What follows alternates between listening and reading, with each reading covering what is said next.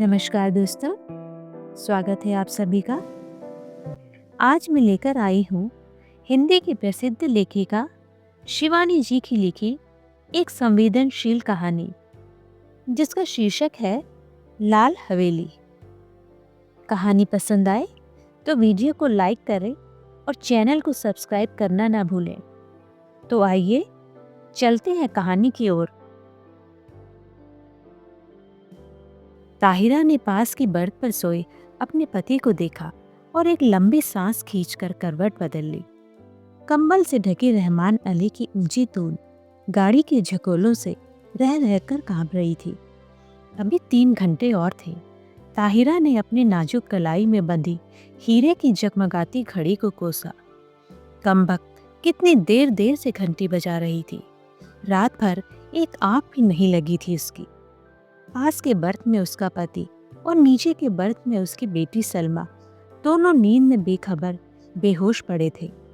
ताहिरा घबराकर बैठ गई। क्यों आ गई थी वह पति के कहने में? 100 बहाने बना सकती थी।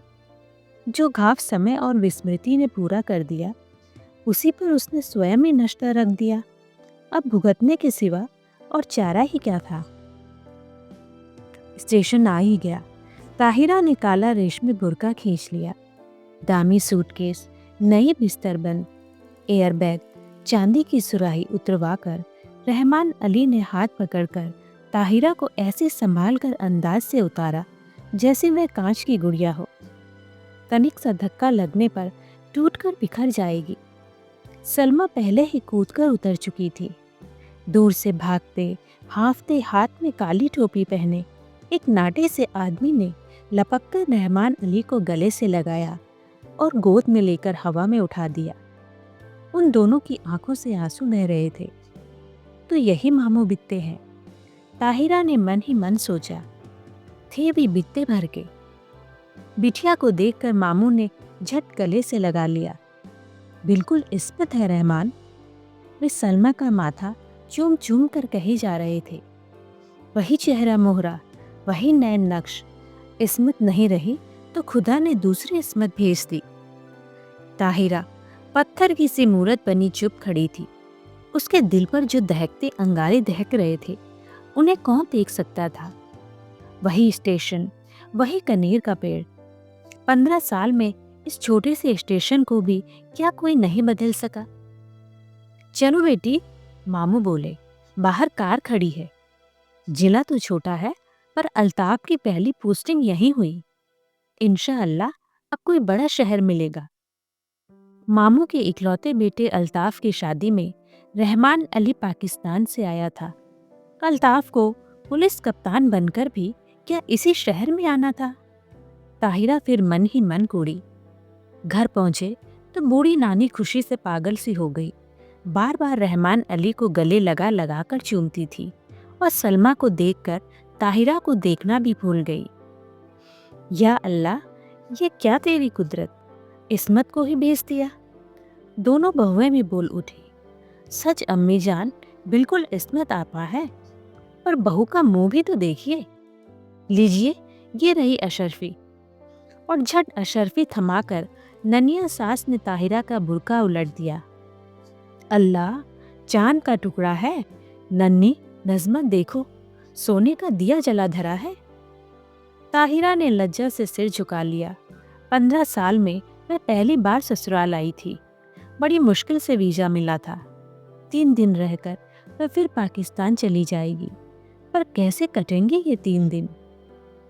चलो बहू, ऊपर के कमरे में चलकर आराम करो, मैं चाय भिजवाती हूँ, कहकर नन्ही मामी उसे ऊपर पहुंचा आई। रहमान नीचे ही बैठकर मामू से बातों में लग गया और सलमा को तो बड़ी अम्मी ने गोदी में ही खींच लिया। बार बार उसके माथे पर हाथ फेरती और हिचकियां बन जाती। मेरी इस्मत, मेरी बच्ची। ताहिरा ने एकांत कमरे में आकर बुर्का दूर फेंक दिया। बंद खिड़की को खोला तो कलेजा धक हो गया। सामने लाल हवेली खड़ी थी। चटपट खिड़की बंद कर वह तख्त पर गिरती पड़ती बैठ गई। खुदाया, तो मुझे क्यों सता रहा है? वह मुंह ढांप कर सिसक उठी। पर क्यों दोष दे वह किसी को?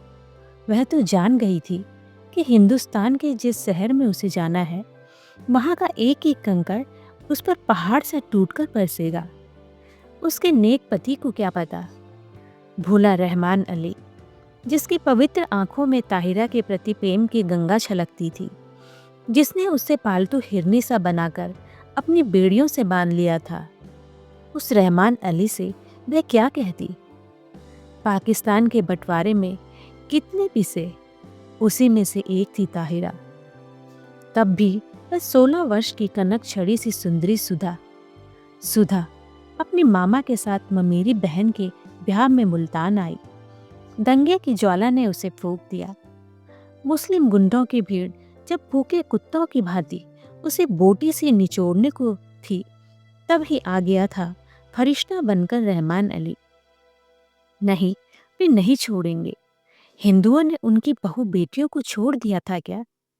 पर रहमान अली की आवाज की मीठी डोर ने उन्हें बांध लिया। सांवला दुबला पतला रहमान सहसा कठोर मेघ बनकर उस पर छा गया। सुधा बच गई, पर ताहिरा बनकर। रहमान की जवान बीवी को भी दहली में ऐसे ही पीस दिया था। वह जान बचाकर भाग आया था, बुझा और घायल दिल लेकर। सुधा ने बहुत सोचा समझा और रहमान ने भी दलीलें की, पर पशेमान हो गया। हार कर किसी ने एक दूसरे पर बीती बिना सुने ही मजबूरियों से समझौता कर लिया। ताहिरा उदास होती तो रहमान अली आसमान से तारे तोड़ लाता। वह हंसती तो वह कुर्बान हो जाता। 1 साल बाद बेटी पैदा हुई तो रही सही मैल भी धुलकर बह गई। अब ताहिरा उसकी बेटी की माँ थी, उसकी किस्मत का बुलंद सितारा। पहले कराची में छोटी सी बजाजी की दुकान थी, अब वह सबसे बड़े डिपार्टमेंटल स्टोर का मालिक था। 10-10 सुंदरी एंग्लो इंडियन छोकरियां उसके इशारे पर नाचती, धड़ाधड़ अमेरिकी नायलॉन और डैक्रॉन बेचती। दुबला पतला रहमान हवा भरे रबर के खिलौने सा फूलने लगा। तोन बढ़ गई, गर्दन ऐंठकर शानदार अकड़ से ऊंची उठ गई, सीना तन गया। आवाज में खुद ब खुद एक अमरीकी डॉल आ गया। पर नीलम पुखराज से जड़ी, हीरे से चमकती दमकती ताहिरा, शीशम के हाथी दांत जड़े छपर खट पर अब भी बेचैन करवटें ही बदलती। हर मार्च की जाड़े से दामन छुड़ाती हल्की गर्मी की उमस लिए पाकिस्तानी दोपहरिया में पानी से निकली मछली सी तड़फड़ा उठती। मस्ती भरे होली के दिन जो अब उसकी पाकिस्तानी जिंदगी में कभी नहीं आएंगी। गुलाबी मलमल की वह चुनरी उसे अभी भी याद है। अम्मा ने हल्का सा गोटा टांग दिया था।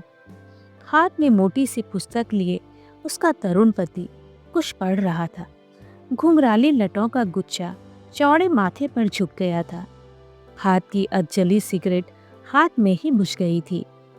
गुलाबी चुनरी के गोटे की चमक देखते ही उसने और भी सिर झुका दिया था। चुलबुली सुंदरी बालिका नववधू से झेप झेप कर रह जाता था बेचारा। पीछे से चुपचाप आकर सुधा ने दोनों गालों पर अबीर मल दिया था और झट चौके में घुसकर अम्मा के साथ गुजिया बनाने में जुट गई थी। वहीं से सास की नज़र बचाकर भोले चितवन से पति की ओर देख चट से छोटी सी गुलाबी जेब निकालकर चिढ़ा भी दिया था उसने। जब वह मुल्तान जाने को हुई तो कितना कहा था उन्होंने, सुधा मुल्तान मत जाओ। पर वह क्या जानती थी कि दुर्भाग्य का मेघ उस पर मंडरा रहा है। स्टेशन पर छोड़ने आए थे। इसी स्टेशन पर यही कनेर का पेड़ था, यही जंगला। मामा जी के साथ गठरी सी बनी सुधा को घूंघट उठाने का भी अवकाश नहीं मिला। गाड़ी चली तो साहस कर उसने घूंघट जरा सा खिसका कर अंतिम बार उन्हें देखा था। वही अमृत की अंतिम घूंट थी। सुधा तो मर गई थी, अब वह ताहिरा थी। उसने फिर कांपते हाथों से खिड़की खोली। वही लाल हवेली थी, उसके ससुर वकील साहब की। वही छत पर चढ़ी रात की रानी की बेल। तीसरा कमरा जहां उसके जीवन की कितनी रस भरी रातें बीती थी। न जाने क्या कर रहे होंगे, शादी कर ली होगी, क्या पता बच्चों से खेल रहे हों। आंखें फिर बरसने लगी और एक अनजाने मुंह से वह जूझ उठी। ताहिरा, अरे कहाँ हो? रहमान अली का स्वर आया और हड़बड़ाकर आंखें पोंछ ताहिरा बिस्तर बंद खोलने लगी। रहमान ने गीली आंखें देखी तो घुटना टेककर उसके पास बैठ गया। अरे बीबी, क्या बात हो गई? सिर तो नहीं दुख रहा है? चलो चलो, लेटो चलकर। कितनी बार समझाया है कि यह सब काम मत किया करो, पर कौन सुनता है। बैठो कुर्सी पर, मैं बिस्तर खोलता हूँ। मखमली गद्दे पर रेशमी चादर बिछाकर रहमान अली ने ताहिरा को लिटा दिया और शरबत लेने चला गया। सलमा आकर सिर दबाने लगी। बड़ी अम्मी ने आकर कहा, नजर लग गई है और क्या? नन्ही नज़मा ने दहकते अंगारों पर चून और मिर्च से नजर उतारी। किसी ने कहा, दिल का दौरा पड़ गया, आंवले का मुरब्बा चटाकर देखो। लाड़ और दुलार की थपकियां देकर सब चले गए। पास में लेटा रहमान अली खर्राटे भरने लगा तो दबे पैर वह फिर खिड़की पर जा खड़ी हुई। बहुत दिन से प्यासे को जैसे ठंडे पानी की झील मिल गई थी। पानी पी पी कर भी प्यास नहीं बुझ रही थी। तीसरी मंजिल पर रोशनी जल रही थी। उस घर में रात का खाना देर से ही निपटता था। फिर खाने के बाद दूध पीने की भी तो उन्हें आदत थी। इतने साल गुजर गए, फिर भी उनकी एक एक आदत उसे दो के पहाड़े की तरह जबानी याद थी। सुधा, सुधा कहाँ है तू? उसका हृदय उसे स्वयं धिक्कार उठा। तूने अपना गला क्यों नहीं घोट दिया? तू मर क्यों नहीं गई कुएं में कूदकर? क्या पाकिस्तान के सब कुएं सूख गए थे? तूने धर्म छोड़ा पर संस्कार रह गए। प्रेम की धारा मोड़ दी पर बेड़ी नहीं कटी। हर चीज, होली दिवाली, तेरे कलेजी पर भाला भोंक कर निकल जाती है। हर ईद तुझे खुशी से क्यों नहीं भर देती? आज सामने तेरे ससुराल की हवेली है, जहाँ उनके चरणों में गिरकर अपने पाप धोले। ताहिरा ने सिसकियां रोकने को दुपट्टा मुंह में दाब दिया। रहमान अली ने करवट बदली और पलंग झरमराया। दबे पैर रखती ताहिरा फिर लेट गई। सुबह उठी तो शहनाइयां बज रही थी। रेशमी रंग बिरंगी गरारा कमीज, अब रखी चमकते दुपट्टे, हिना और मोतियों की गमक से पूरा घर महमह कर रहा था। पुलिस बैंड तैयार था। खाकी वर्दियां और लाल तुर्रम के साफे सूरज की किरणों से चमक रहे थे। बारात में घर की सब औरतें भी जाएंगी। एक बस में रेशमी चादर तानकर पर्दा खींच दिया गया था। लड़कियां बड़ी बड़ी सुरमेदार आंखों से नशा सा बिखेरती एक दूसरे पर गिरती पड़ती बस पर चढ़ रही थी। बड़ी बूढ़ियां पानदान समेटकर बड़े इत्मीनान से बैठने जा रही थी और पीछे पीछे ताहिरा काला बुर्का ओढ़कर ऐसी गुमसुम चली आ रही थी जैसे सुध-बुध खो बैठी हो।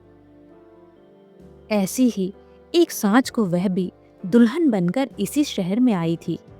बस में सिमटी सिमटाई, लाल चूनर से ढकी, पर आस था स्याह बुर्का जिसने उसका चेहरा ही नहीं पूरी पिछली जिंदगी अंधेरे में डुबोकर रख दी थी। अरे, किसी ने वकील साहब के यहाँ बुलावा भेजा या नहीं? बड़ी अम्मी बोली और ताहिरा के दिल पर फिर नश्तर फिरा। दे दिया अम्मी, मामू जान बोले, उनकी तबीयत ठीक नहीं है, इसी से नहीं आए। बड़े नेक आदमी हैं। बड़ी अम्मी ने डिबिया खोलकर पान मुंह में भरा, फिर छाली की चुटकी निकाली और बोली, शहर के सबसे नामी वकील के बेटे हैं, पर आस ना औलाद। सुना एक बीवी दंगे में मर गई, सो फिर घर नहीं बसाया। बड़ी धूमधाम से ब्याह हुआ। चांद से दुल्हन आई। शाम को पिक्चर का प्रोग्राम बना। नया जोड़ा, बड़ी अम्मी, लड़कियां, यहाँ तक कि घर की नौकरानियां भी बन ठनकर तैयार हो गई, पर ताहिरा नहीं गई। उसका सिर दुख रहा था। बेसिर पैर के मोहब्बत के गाने सुनने की ताकत उसमें नहीं थी। अकेले अंधेरे कमरे में वह चुपचाप पड़ी रहना चाहती थी। हिंदुस्तान, प्यारे हिंदुस्तान की आखिरी सांझ। जब सब चले गए तो तेज बत्ती जलाकर वह आदमकद आईने के सामने खड़ी हो गई। समय और भाग्य का अत्याचार भी उसका अलौकिक सौंदर्य नहीं लूट सका था। वही बड़ी बड़ी आंखें, गोरा रंग और संगमरमर सी सफेद देह। कौन कहेगा वह एक जवान बेटी की माँ है। कहीं पर भी उसके पुष्ट यौवन ने समय से मुंह की नहीं खाई थी। कल वह सुबह 4 बजे चली जाएगी। जिस देवता ने उसके लिए सर्वस्व त्याग कर वैरागी का वेश धर लिया है, क्या एक बार भी उनके दर्शन नहीं मिलेंगे? किसी शैतान नटखट बालक की भांति उसकी आंखें चमकने लगी। झटपट बुर्का ओढ़ वह बाहर निकल आई। पैरों में बिजली की गति आ गई, पर हवेली के पास आकर वह पसीना पसीना हो गई। पिछवाड़े की सीढ़ियां उसे याद थी, जो ठीक उनके कमरे की छोटी खिड़की के पास आकर ही रुकती थी। एक एक पैर 10 मन का हो गया। कलेजा फट फट कर मुंह को आ गया। पर अब वह ताहिरा नहीं थी। वह 16 वर्ष पूर्व की चंचल बालिका नववधू सुधा थी, जो सास की नजर बचाकर तरुण पति के गालों पर अबीर मलने जा रही थी। मिलन के उन अमूल्य क्षणों में सैयद वंश के रहमान अली का अस्तित्व मिट गया था। आखिरी सीढ़ी आई। सांस रोककर आंखें मूंद वह मनाने लगी, हे बिल्वेश्वर महादेव, तुम्हारे चरणों में यह हीरे की अंगूठी चढ़ाऊंगी। एक बार उन्हें दिखा दो, पर वे मुझे न देखे। बहुत दिनों बाद भक्त ने भगवान का स्मरण किया था, कैसे न सुनते। आंसू से अंधी आंखों ने देवता को देख लिया। वही गंभीर मुद्रा, वही लट्ठे का एक बर्रा पायजामा और मलमल का कुर्ता। मेज पर अभागिनी सुधा की तस्वीर थी, जो गौने पर बड़े भैया ने खींची थी। जी भरकर देख पगली और भाग जा, भाग ताहिरा भाग। उसके कानों में जैसे स्वयं भोलेनाथ गरजे। सुधा फिर डूब गई। ताहिरा जगी। सब सिनेमा से लौटने को होंगे। अंतिम बार आंखों ही आंखों में देवता की चरण धूलि लेकर वह लौटी और बिल्वेश्वर महादेव के निर्जन देवालय की ओर भागी। न जाने कितनी मनौतियां मांगी थी इसी देहरी पर। सिर पटक कर वह लौट गई। आंचल पसार कर उसने आखिरी मनौती मांगी, हे भोलेनाथ, उन्हें सुखी रखना, उनके पैरों में कांटा भी न गड़े। हीरे की अंगूठी उतारकर चढ़ा दी और भागती हाफती घर पहुंची। रहमान अली ने आते ही उसका पीला चेहरा देखा तो नब्ज पकड़ ली। देखो, बुखार तो नहीं है? अरे अंगूठी कहाँ गई? वह अंगूठी रहमान ने उसे इसी साल शादी के दिन की यादगार में पहनाई थी। न जाने कहाँ गिर गई। थके स्वर में ताहिरा ने कहा, कोई बात नहीं।